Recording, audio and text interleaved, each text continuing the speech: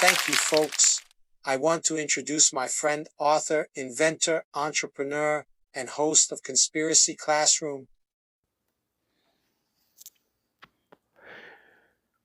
Thank you for that introduction, Axel. That was nice.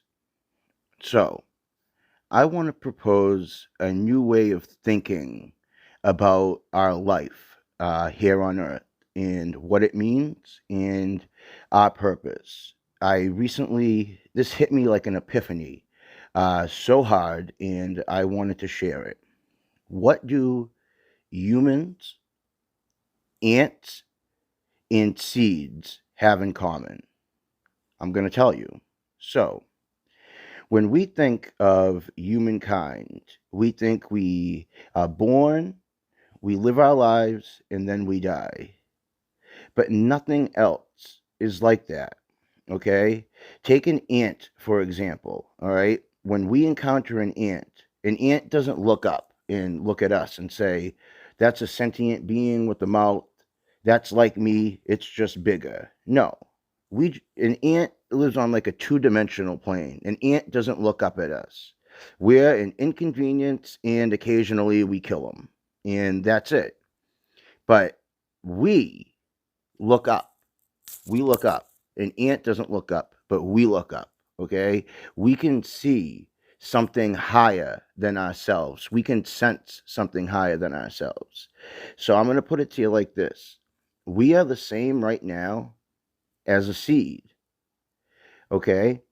We're in the very beginning stages of our growth cycle as spiritual beings, as our soul climbs the ladder. Okay, when you plant a seed doesn't realize it's going to become this giant tree. Okay, it's not until it becomes a sapling, a miniature tree, that it can even envision that it's going to be this monstrous thing. Okay, so we are the seed, and we are in the summer of our lives. And then when we get towards the end of our life, that's our winter.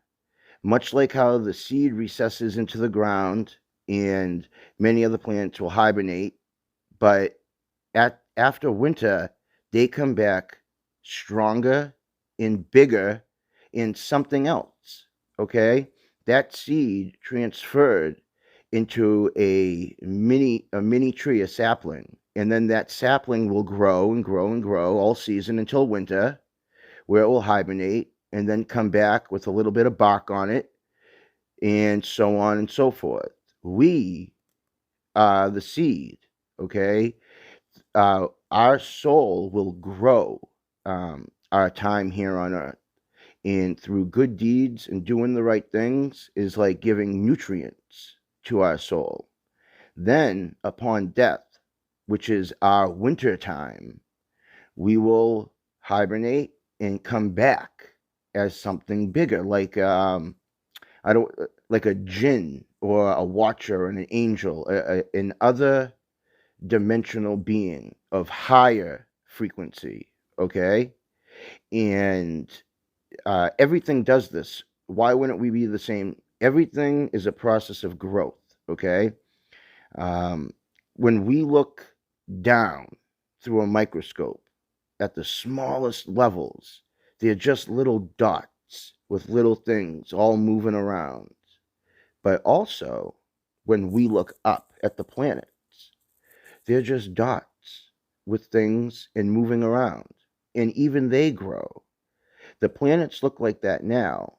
But what if once we transcend our human form and we grow into that sapling, we can get a better understanding of the big picture?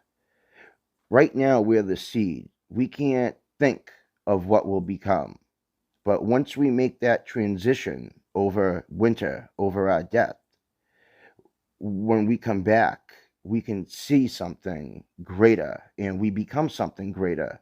Much like the seed becoming the young tree, we become something of a higher spiritual frequency. Okay?